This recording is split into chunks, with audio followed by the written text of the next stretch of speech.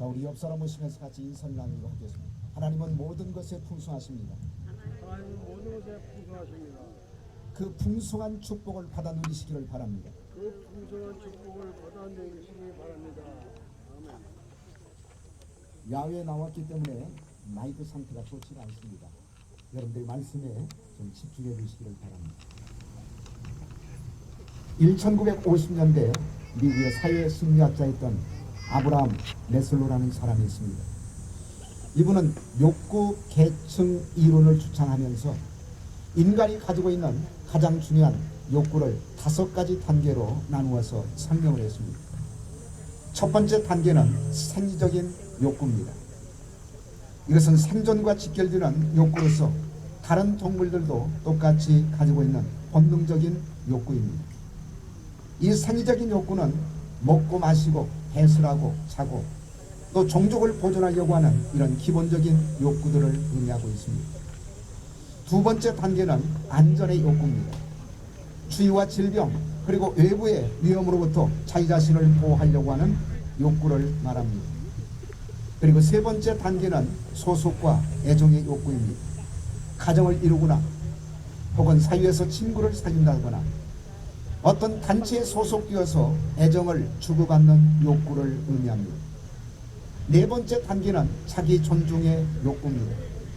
소속단체의 구성원으로서 사람들에게 인정받고 명예나 혹은 권력을 누리고 싶은 그런 욕구를 의미하고 있습니다.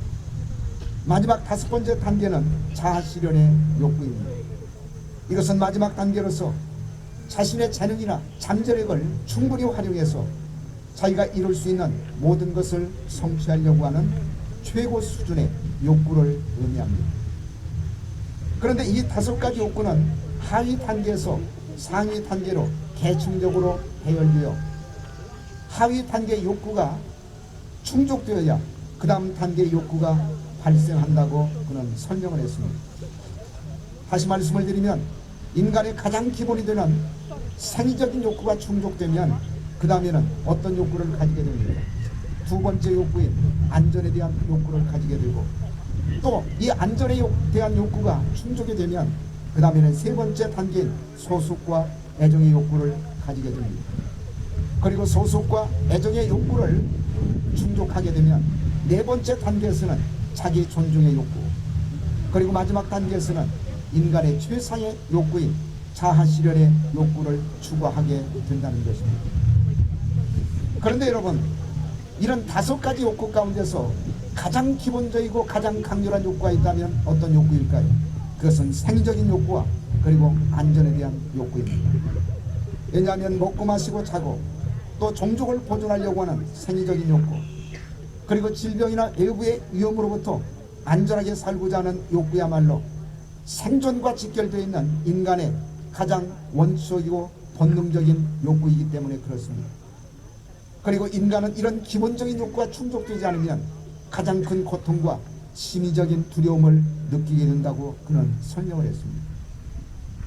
자, 오늘 본문에 보시면 이스라엘 백성들이 만나를 먹었던 신광야를 떠나서 10번째 진을 쳤던 장소 르비딤에 도착하게 됩니다.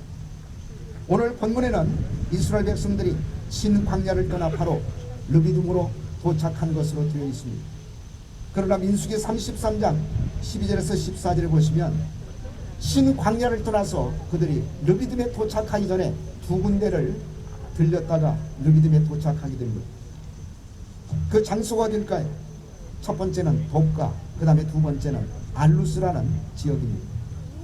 자, 이스라엘 백성들이 진을 친 순서대로 계산하게 되면 자, 만나를 먹었던 신광야는 7번째 진을 쳤던 장소입니다. 7번째. 그 다음에 8번째 진을 쳤던 장소가 돕가고 그리고 9번째 진을 쳤던 장소가 알루스이고 그리고 10번째 진을 쳤던 장소가 바로 오늘 본문에 나오는 르비딤입니다. 여러분, 르비딤이라는 지명의 뜻은 청야, 그 다음에 휴식처 혹은 쉬는 곳, 또 원기 회복 이런 뜻을 가지고 있습니다. 이것은 등불 혹은 횃불을 의미하는 레피딤이라는 단어에서 유래가 되었던 것입니다. 르비딤은 신광야와 시내산 사이에 위치해 있는 것으로 오늘날의 와디 피란으로 알려지고 있습니다. 자, 르비딤에서 10번째 장막을 쳤던 이스라엘 백성들. 그런데 르비딤에 도착했던 이스라엘 백성들에게는 두 가지가 기다리고 있었습니다. 첫째는 뭐냐면 마실 물이 없었어요. 그리고 두 번째는 아말렉 족속의 공격을 받아서 이제 전쟁을 치르게 되는 것입니다. 이 두 가지 사건은 아브라함 메슬로가 얘기한 인간의 5가지 욕구 가운데 인간의 생존과 직결되는 가장 기본적인 욕구인 생적인 욕구와 안전에 대한 욕구가 동시에 위협을 받는 중대한 사건이었던 것입니다. 자, 오늘 본문 출애굽기 17장 1절을 보시면 이스라엘 백성들이 르비딤에 도착했을 때 경험했던 첫 번째 사건은 어떤 것이었을까요? 마실 물이 없었던 것입니다. 자, 1절 같이 한번 읽겠습니다. 1절 말씀. 자, 17장 1절 같이 한번 읽겠습니다. 자, 시작. 이스라엘 자손의 온 회중이 여호와의 명령대로 신광야에 있으나 그 노정들을 향하여 르비딤에 장막을 쳤으나 백성이 뭐가 없는지라 마실 물이 없는지라. 자, 마실 물이 없는 이런 고통스러운 상황에서 하나님은 모세에게 어떤 지시를 내렸을까요? 호렙산으로 가서 하소를 치던 지팡이로 한 반석을 치라고 명령하십니다.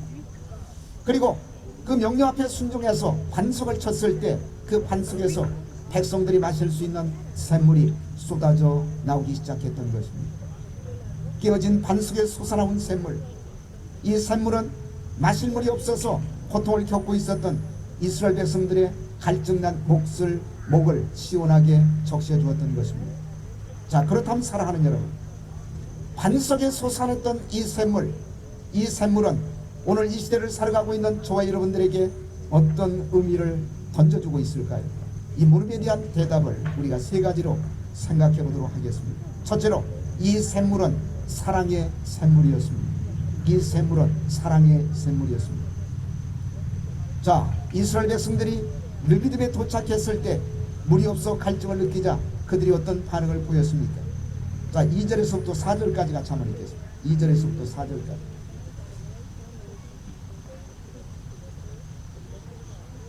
자, 출애굽기 17장 2절에서부터 4절까지 같이 한번 읽겠습니다. 자, 시작. 백성이 모세와 다투어 가로되 우리에게 물을 주어 마시게 하라. 모세가 그들에게 이르되 너희가 어찌하여 나와 다투느냐? 너희가 어찌하여 여호와를 시험하느냐? 거기서 백성이 물에 가라매 그들이 모세를 대하여 원망하여 가로되 당신이 어찌하여 우리를 애굽에서 인도하여 내어서 우리와 우리 자녀와 우리 생축으로 목말라 죽게 하느냐? 모세가 여호와께 부르짖어 가로되 내가 이 백성에게 어떻게 하리이까? 그들이 얼마이면 내게 돌질하겠나이까? 자, 우리가 2절에서부터 4절까지 읽었습니다면은 거기에 중요한 몇 가지 단어들이 등장하고 있습니다. 첫째는 뭐냐면 2절에 보시면 다툼이라는 단어, 그리고 계속해서 2절 맨 마지막 부분에 보시면 시험이라는 단어가 나옵니다. 그리고 3절에 보시면 원망이라는 단어가 나오고 마지막 4절에 보시면 돌질이라는 단어가 나옵니다. 그리고 출애굽기 17장 7절에 보시면 이스라엘 백성들이 하나님이 여기에 계신가 아니 계신가 의심하는 장면이 마지막 7절에 기록되어 있습니다. 무슨 얘기입니까? 르비딤에 도착한 이스라엘 백성들이 마실 물이 없자 그들은 모세와 다투기 시작합니다. 그리고 그들은 다시 모세와 하나님을 향해서 원망의 소리를 쏟아내기 시작합니다. 뿐만 아니라 흥분한 백성들이 모세를 향해서 돌로 치려고 하는 이런 험악한 상황까지 가게 되었던 것입니다. 그리고 마지막 7절에 보시면 이제 하나님께서 함께 하심을 의심하는 불신의 단계까지 이르게 된 것을 볼 수가 있습니다. 사랑하는 여러분, 여러분이 만약 하나님이라면 이런 이스라엘 백성들의 모습을 보면서 어떻게 하는 것이 마땅하다고 생각하십니까? 만약 제가 하나님이라면 당장의 벼락을 내리고 아마 끝장을 봤을 것입니다. 그런데 하나님은 그렇게 하지 않았다는 사실을 주목하셔야 합니다. 하나님은 이스라엘 백성들의 다툼, 그리고 그들이 입술을 열고 토해내는 원망, 불신앙에도 불구하고 하나님은 참으십니다. 그리고 단순히 참는 것으로 끝난 것이 아니라 적극적으로 이스라엘 문제를 해결해 주시는 방향으로 하나님이 간섭하시고 역사하셨다는 사실을 성경은 우리에게 보여주고 있습니다. 그래서 오늘 본문 5절과 6절에 보시면 하나님은 모세에게 이렇게 말씀하십니다. 한번 같이 한번 읽겠습니다. 자, 5절과 6절 말씀. 자, 우리 두 절 같이 한번 읽도록 하겠습니다. 5절과 6절. 자, 시작. 여호와께서 모세에게 이르시되 백성 앞을 지나가서 이스라엘 장로들을 데리고 하수를 치던 내 지팡이를 손에 잡고 가라. 내가 거기서 호렙산 반석 위에 너를 대하여 서리니 너는 반석을 치라. 그것에서 물이 나니 백성이 마시리라. 모세가 이스라엘 장로들의 목전에서 그대로 그래서 하나님의 말씀 앞에 순종해서 호렙산 하수를 치던 그 지팡이를 가지고 반석을 내리쳤습니다. 자, 그랬더니 여러분, 반석이 깨지면서 반석에서 샘물이 활활활 솟아 나왔던 것입니다.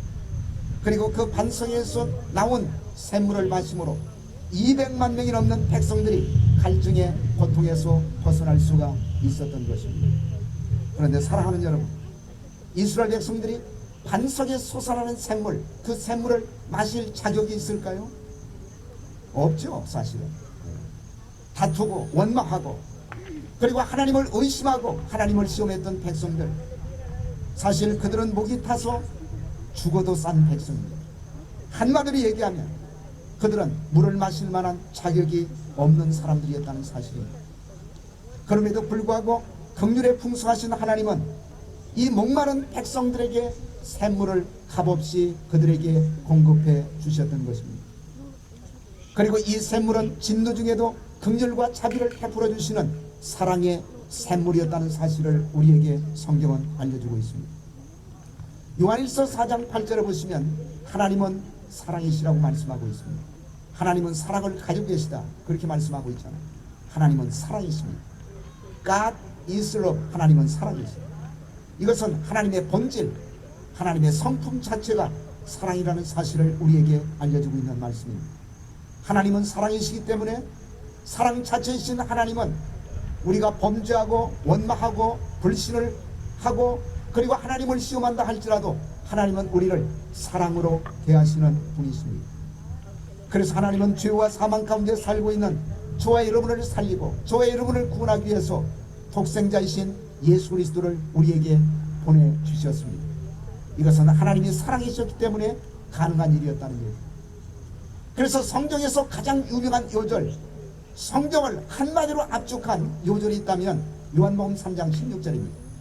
요한복음 3장 16절은 어떻게 시작되고 있습니까? 하나님이 세상을 이처럼 뭐하사 사랑하사. 자, 여기에서 얘기하는 세상은 우리가 살고 있는 이 지구를 얘기하지 않습니다. 여기에서 얘기하고 있는 세상은 이 지구 안에 살고 있는 타락한 죄인들, 저와 여러분을 가리키고 있는 것입니다. 하나님은 타락한 죄인인 저와 여러분을 사랑하셨습니다. 그래서 독생자이신 예수님을 보내주시고 그분을 십자가에 못 박아 죽이시면서까지 우리를 죄와 사망 가운데서 구원해 주시는 하나님, 하나님은 사랑이십니다. 그리고 하나님은 우리를 사랑으로 대하시는 분이십니다. 사랑하는 여러분, 목마른 광야에서 그 샘물은 얼마나 감격적인 하나님의 선물이었을까요? 이스라엘 백성들에게 하나님이 마땅히 내려야 될 것은 진노입니다. 심판입니다. 그리고 형벌이었습니다.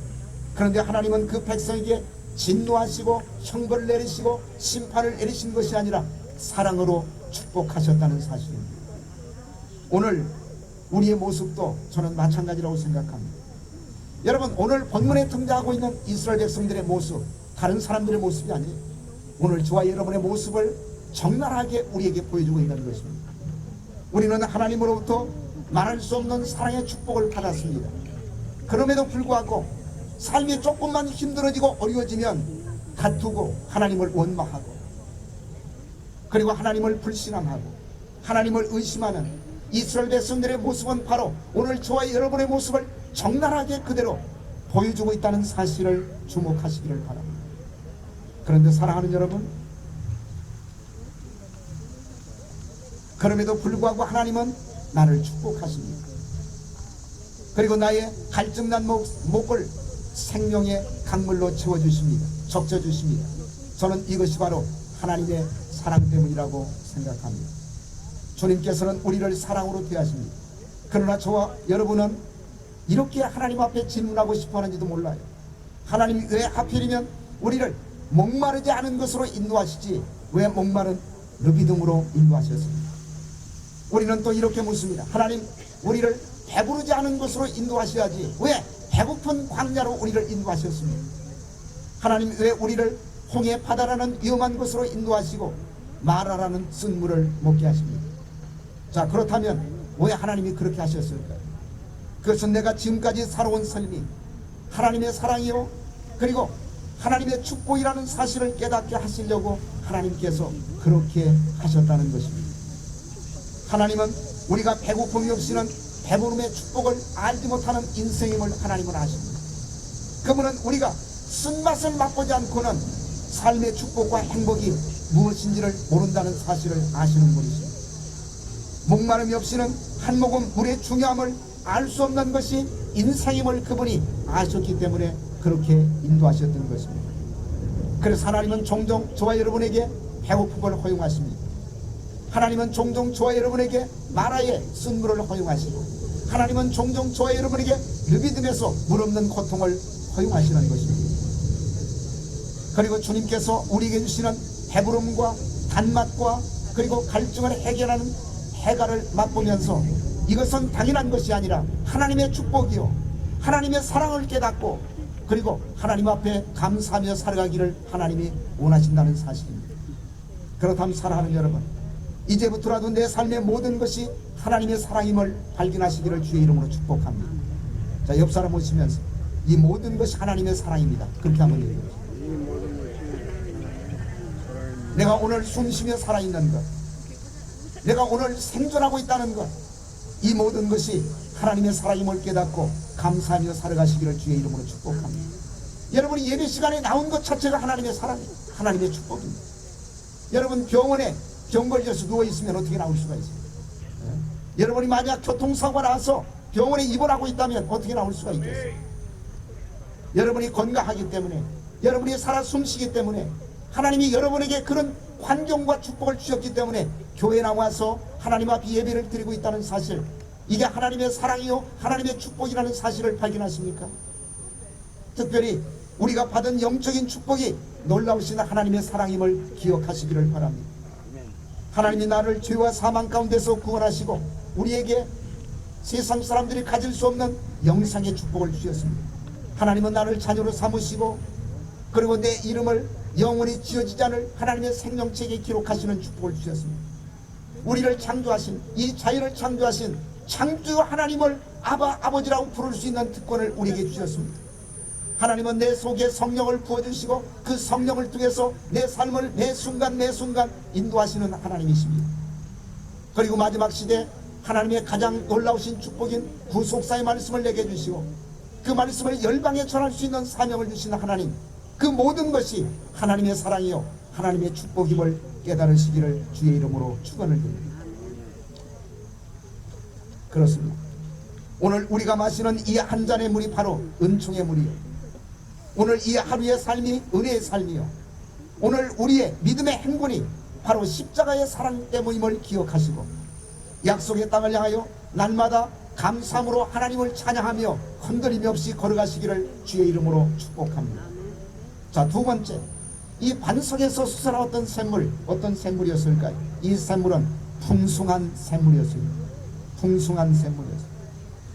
자, 모세가 하수를 치던 지팡이를 가지고 반석을 내리쳤을 때 얼마나 많은 물이 나왔을까요? 여러분, 200만 명, 그러니까 20세 이상 남자만 60만 3,550명, 어린아이, 그 다음에 여자, 그 다음에 나이 같은 노인까지 합하게 되면 거의 200만 명이 넘는 인구예요. 그 200만 명이 넘는 인구가 흡족하게 마실 수 있는 그런 물이 그 반석에 솟아나왔어요. 그러므로 그 반석에 솟아났던 샘물은 작은 물이 아니에요. 이것은 풍성한 샘물이었다는 사실. 풍성한 샘물이었습니다. 자, 시편 105편 41절 같이 한번 읽겠습니다.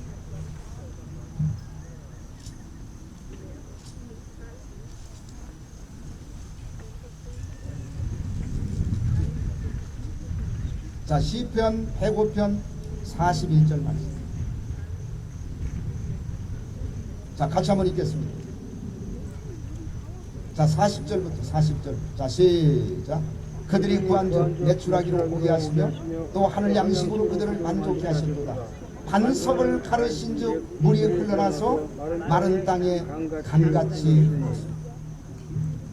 이게 지금 모세가 반석을 쳤던 사건을 염두에 두고 하신 말씀입니다. 자, 모세가 반석을 쳤을 때 하나님이 반석을 깨뜨리셨습니다. 갈르셨습니다. 그리고 거기에서 샘물이 솟아나왔는데 여러분, 그 샘물이 어떻게 솟아나왔다고요? 강같이 흘러나왔어요. 마른 땅을 적시는 강같이 샘물이 풍수하게 그리고 폭포수처럼 쏟아나왔던 것입니다. 시편 78편 20절 한번 찾아보세요. 시편 78편 20절.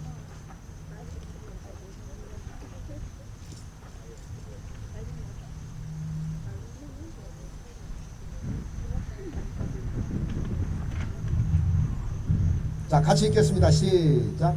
저가 반석을 쳐서 물을 내시며 시내가 넘쳤거니와. 거기까지. 저가 반석을 쳐서 물을 내시며 시내가 어떻게 됐다고요? 넘쳤어요. 얼마나 많은 물이 흘러나오냐면 시내가 넘칠 정도. 그리고 마른 땅을 적시는 여러분 강이 될 정도로 반석에서 그렇게 많은 물이 흘러나왔다는 얘기예요. 그러므로 이 반석에서 흘러나왔던 샘물은 바로 풍성한 샘물이었습니다. 풍성한 샘물이었습니다. 사랑하는 여러분, 하나님은 풍성하신 분이십니다. 하나님은 모든 것에 풍성하신 분이십니다. 믿으시기를 바랍니다. 아멘. 자, 옆 사람 보시면서 하나님은 모든 것에 풍성하십니다. 그 풍성하신 축복을 받아 누리시기를 바랍니다. 많은 사람들이 하나님을 어떻게 생각하냐면 하나님은 굉장히 인색한 분이다. 하나님은 주기 싫어하는데 우리가 기도를 통해서 달라고 매달리면 그냥 마지못해서 어거지로 하나님은 우리에게 주시는 분이다. 그렇잖아요. 성경이 말씀하고 있는 하나님, 우리가 믿고 있는 하나님은 모든 것에 풍성하신 하나님이십니다. 하나님은 우리에게 인색하게 주시는 분이 아니라 모든 것을 넘치도록 생각하는 것 이상으로 풍성하게 채워주시는 하나님이라는 사실을 믿으시기를 주의 이름으로 축복합니다. 요한복음 10장 10절에서 주님은 이렇게 말씀하지 않았습니까? 내가 온 것은 양으로 생명을 얻게 하고 더 풍성히 얻게 하려 합니다. 하나님은 단순히 그냥 생명을 인색하게 주시는, 조금밖에 주시지 않는 그런 하나님이 아니라 하나님이 우리에게 생명을 주실 때는 이 땅에서 풍성하게 누릴 수 있도록 풍성하게 주시는 하나님이시라고 말씀하고 있습니다. 그렇습니다. 하나님은 저와 여러분들에게 풍성한 삶을 약속하셨습니다. 물론 우리의 삶 속에 고난이 찾아올 수가 있고 우리의 삶 속에 역경이 찾아올 수가 있고 고통이 찾아올 수가 있습니다. 그러나 에레미야 29장 11절에 보시면 우리에게 찾아오는 고난과 역경, 고통은 하나님의 본심이 아니라고 했습니다. 하나님은 원래 우리에게 복을 주시기를 원하십니다. 그리고 풍성한 축복을 우리에게 주시기를 원하십니다. 그런데 우리에게 찾아오는 고난, 우리에게 찾아오는 고통은 하나님의 본심이 아니에요. 우리가 그 풍성한 축복을 받아서 누리는 삶을 살아갈 수 있도록 하기 위해서 우리를 깨우치기 위해서, 우리를 훈련시키기 위해서 하나님은 종종 우리에게 고통과 고난을 주시지만 하나님의 본심은 그게 아니라는 얘기예요. 여러분, 육신의 부모도 그렇지 않습니까? 아니, 자기 자녀가 풍성한 축복 가운데 살아가기를 원하지, 여러분 거지처럼 살아가기 원하는 부모 어디 있어요? 영의 부모이신 하나님도 마찬가지라는 얘기. 마찬가지라는 얘기. 하나님은 우리가 하나님의 풍성한 축복을 받아 누리며 살아가기를 원하십니다. 행복의 강물을 헤엄치기를 원하십니다. 인생의 찬가를 부르며 기쁨으로 살아가기를 하나님은 보고 싶어하는 것입니다. 그런데 잠시 동안이지만 주의 백성들은 르비딤에서 그런 축복을 경험할 수가 있었습니다. 그리고 그들은 용기 백배, 새 힘을 얻고 그리고 회복의 축복을 경험합니다. 여러분, 르비딤이라는 그 지명의 뜻이 뭐라고 그랬어요? 휴식처, 휴식처. 그 다음에 또 원기 회복, 이런 뜻을 가지고 있어요. 그러니까 하나님은 르비딤에서 이스라엘 백성들이 휴식을 통해서 삶의 에너지를 회복하시는 삶을 원하셨다는 얘기입니다. 그들은 잠시 동안의 휴식을 통해서 삶의 에너지를 그리고 원기를 회복할 수 있는 축복을 경험할 수가 있었던 것입니다. 사랑하는 여러분, 혹시 이 자리에 계신 분 가운데 용기를 잃어버리고 낙심 가운데 살아가는 성도가 있습니다. 절망과 그리고 고통 속에서 창백한 얼굴을 가지고 살아가는 성도들이 있습니다. 그렇다면 이제 여러분의 발걸음을 르비딤으로 옮기시기를 바랍니다. 거기에서 호렙산에 올라 반석 되시는 주님을 만나시기를 바랍니다. 그리고 주님이 주시는 말씀의 강물, 성령의 강물에 젖어 보시기를 주의 이름으로 축복합니다. 그리고 거기에서 삶의 에너지를 회복하시고 독수리 같은 새 힘을 얻어 약속의 땅인 신령한 가나안 땅 천국을 향해서 믿음으로 함께 행군하시기를 주님의 이름으로 축복합니다. 자, 반석에서 솟아나왔던 샘물, 첫째 무슨 샘물이었어요? 사랑의 샘물이었어요. 두 번째로 풍성한 샘물이었습니다. 마지막 세 번째로 이 샘물은 바로 희생의 샘물이었습니다. 희생의 샘물이었습니다. 여러분, 모세가 지팡이로 반석을 쳤을 때 모세는 반석만 쳤을까요? 반석만 쳤을까요? 모세가 지팡이로 반석을 내리쳤을 때 모세는 반석보다도 더 위대하신 한 분을 지팡이로 치고 말았습니다. 자, 그분이 누굴까요? 5절 같이 한번 읽겠습니다. 5절 말씀.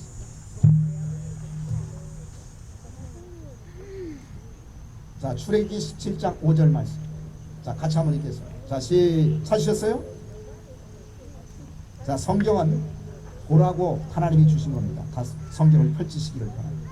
자, 5절 말씀입니다. 시작. 여호와께서 모세에게 이르시되 내 백성을 지나가서 이스라엘 장로들을 데리고 하수를 치던 내 지팡이를 손에 잡고 가라. 내가 거기서 호렙산 반석 위에 너를 대하여 서리. 내가 거기서 호렙산 반석 위에 너를 대하여 서리. 그러니까 모세가 반석을 쳤을 때 거기에 누가 서 있었어요? 하나님이 서 있겠다고 말씀하셨어요. 그러니까 모세는 반석을 치는 그 동시에 누구까지 친 겁니까? 하나님을 친 거예요. 하나님을 친 거예요.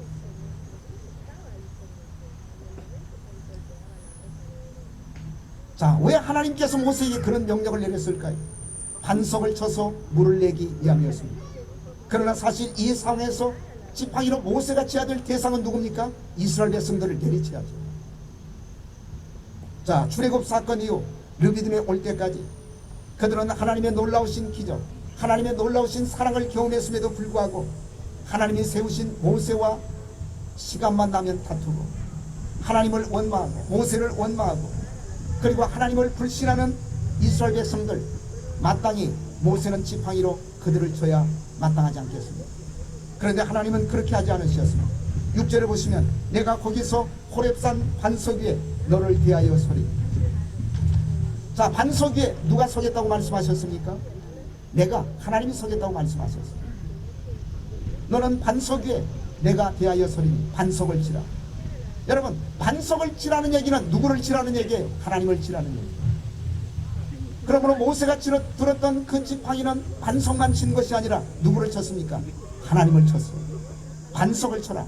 그러나 이것은 나를 치라는 하나님의 선언이었던 것입니다. 사실 이 심판의 지팡이 그리고 이 공의의 지팡이는 이스라엘 백성들을 쳐야 마땅한 것입니다. 그러나 하나님의 심판의 지팡이는 죄를 범한 인류를 향해서 내리치는 것이 당연함에도 불구하고 왜 그렇게 하지 않았을까요? 만약 하나님이 심판의 지팡이를 가지고 죄를 범한 인류를 내리쳤다면 우리는 당장에 끝장났을 거예요. 우리는 멸망하고 말았을 것입니다. 우리는 소망이 없는 절망에 빠지고 말았을 것입니다. 그래서 하나님은 그렇게 하지 않고 그 지팡이로 나를 쳐라 이렇게 말씀하셨습니다. 하나님은 자기 백성들에게 진노와 그리고 심판을 쏟아붓는 대신 하나님 자신이신 예수 그리스도를 이 땅에 보내시고 우리가 서야 될 심판과 진노의 자리에 누구를 세우셨습니까? 하나님 자신이신 예수님을 세우셨습니다. 그러므로 끼어진 반석은 바로 누구를 보여주고 있습니까? 십자가에서 우리를 대신해서 채찍에 맞으시고 창에 찔리신 예수 그리스도를 우리에게 보여주고 있는 것입니다. 그렇습니다. 우리가 맞고 심판받아야 될 그 자리에 예수님은 대신 오셔서 채찍에 맞으시고 그리고 창에 찔리심으로 끼어졌어요. 그분의 육체가 쪼개졌습니다. 거기에서 거룩한 보혈이 흘러나올 수밖에 없었던 것입니다. 여러분, 이 깨어진 반석은 바로 누구를 가리키고 있어요? 예수 그리스도를 상징하고 있는 것입니다. 자, 고린도전서 10장 4절에서 바울 사도는 이 사건을 어떻게 설명하고 있습니다. 자, 고린도전서 10장 4절.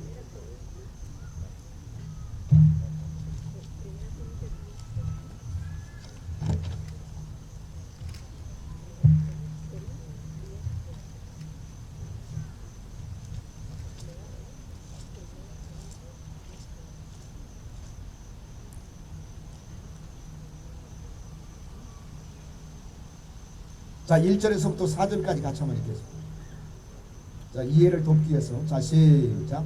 형제들아, 너희가 알지 못하를 내가 원치 아니하노니 우리 조상들이 다 구름 아래 있고 바다 가운데로 지나며 모세에게 속하여 다 구름과 바다에서 세례를 받고 다 같은 신령한 식물을 먹으며 다 같은 신령한 음료를 마셨으니 이는 저희를 따르는 신령한 반석으로부터 마셨음에 그 반석은 곧 누구라고요?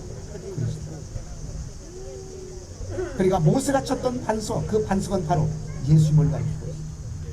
예수님께서 저와 여러분을 살리기 위해서, 예수님께 죄와 사망 가운데 저와 여러분을 구원하기 위해서 바로 십자가에서 그분이 몸을 찢으시고 채찍에 맞으실 것을 이 반석의 사건을 통해서 하나님은 먼저 우리에게 보여주신 거예요.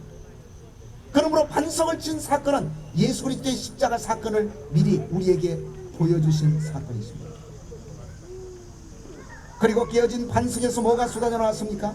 샘물이 쏟아져 나왔습니다. 그러므로 이 샘물은 바로 희생의 샘물이었다는 사실. 그분이 쪼개지심으로, 그분이 채찍에 맞으심으로, 그분이 창에 찔리심으로 쏟아져 나왔던 샘물. 그래서 이 샘물은 희생의 샘물, 희생의 샘물. 사랑하는 여러분, 반석에 솟아난 이 샘물은 바로 예수 그리스도께서 우리에게 주시는 영생하도록 솟아나는 샘물을 가리키고 있습니다. 예수님은 요한복음 4장 14절에서 이 말씀을 직접 하셨습니다. 자, 요한복음 4장 14절.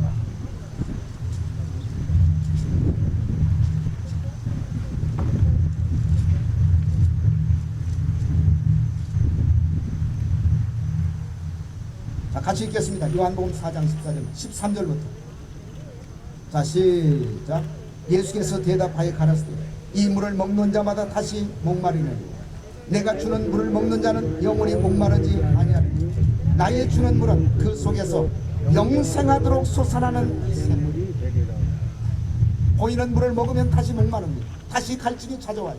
그러나 예수님께서 자신의 몸을 찢으시고 우리에게 주시는 샘물은 영생하도록 솟아나는 샘물이 됩니다. 이 샘물은 두 가지를 의미합니다. 이것은 그리스도께서 십자가에서 자신의 몸을 찢으시고 우리를 향해서 흘려주셨던 보혈의 샘물을 가리키고 있습니다. 그리고 이 샘물은 바로 우리에게 주시는 말씀의 샘물을 가리키고 있는 것입니다. 이 보혈의 샘물 그리고 말씀의 샘물은 영생하도록 솟아나는 샘물이다. 보이는 물을 먹으면 갈증이 다시 찾아오지만 이것은 우리를 영원토록 갈증나게 만들지 않는 영생하도록 솟아나는 샘물이라고 말씀하셨던 것입니다.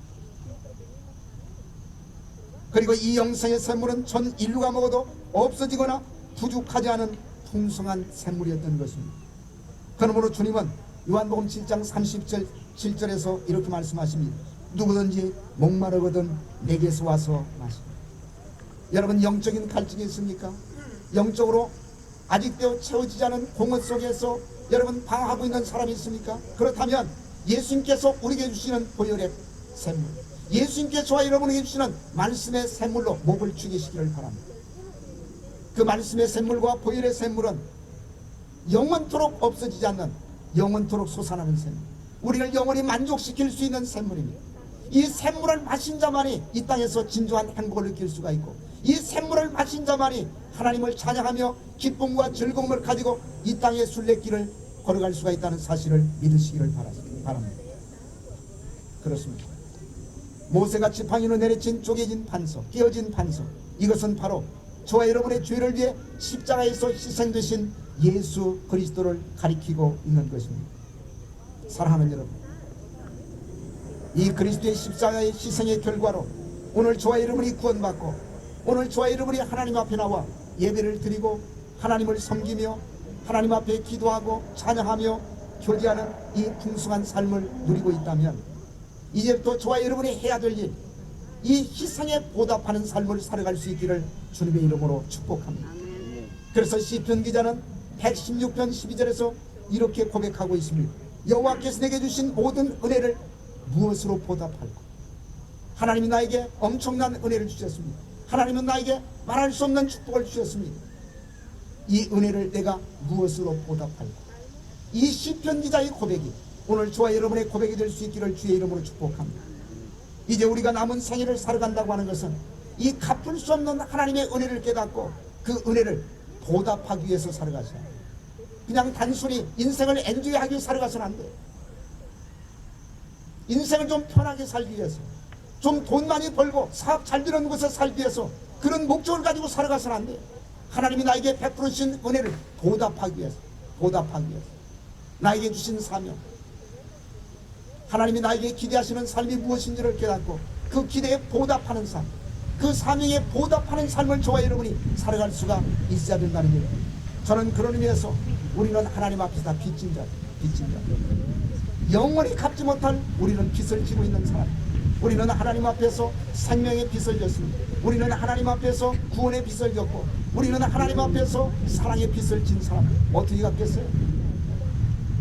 그래서 바울 사도는 로마서 1장 14절에서 이렇게 고백하고 있지 않습니까? 헬라인이나 야만이나 지혜 있는 자나 어리석은 자에게 다 내가 빚진 자다. 나는 빚쟁이다. 그리고 나는 이 빚을 갚기 위해서 15절에 보시면 나는 할 수 있는 대로 로마에 있는 너희에게 복음 전하기를 원합니다. 내가 하나님 앞에 진 빚을 다 갚을 수는 없지만, 그러나 만약 갚을 수 있는, 조금이라도 갚을 수 있는 길이 있다면 로마에 살고 있는 너희들에게 내가 복음을 전하기를 원합니다. 나는 복음을 전하는 삶을 통해서 하나님이 나에게 주신 이 사랑의 빚을 조금이라도 갚기를 원합니다. 그렇다면 사랑하는 여러분, 저와 여러분에게 주어진 사명이 뭘까요? 오늘 이 시대를 살고 있는 저와 여러분들에게 하나님의 구속사의 말씀, 그리스도의 피 묻은 복음을 주셨다면 그 피 묻은 복음을 깨닫고 아직도 하나님 없이, 예수 없이, 성경 없이 살아가고 있는, 죽음 건너편에 있는 저 영원한 하나님의 심판장에서 걸어가고 있는 불쌍한 영혼들을 바라보시기를 바랍니다. 그들에게 찾아가서 이 피 묻은 그리스도의 복음을 전하시고 이 구속사의 말씀을 전하시고 우리에게 주신 사명을 감당함으로 이 빛을 갖고 하나님 앞에 떳떳하게 설 수 있는 저와 여러분 될 수 있기를 주의 이름으로 축복합니다. 기도하시겠습니다.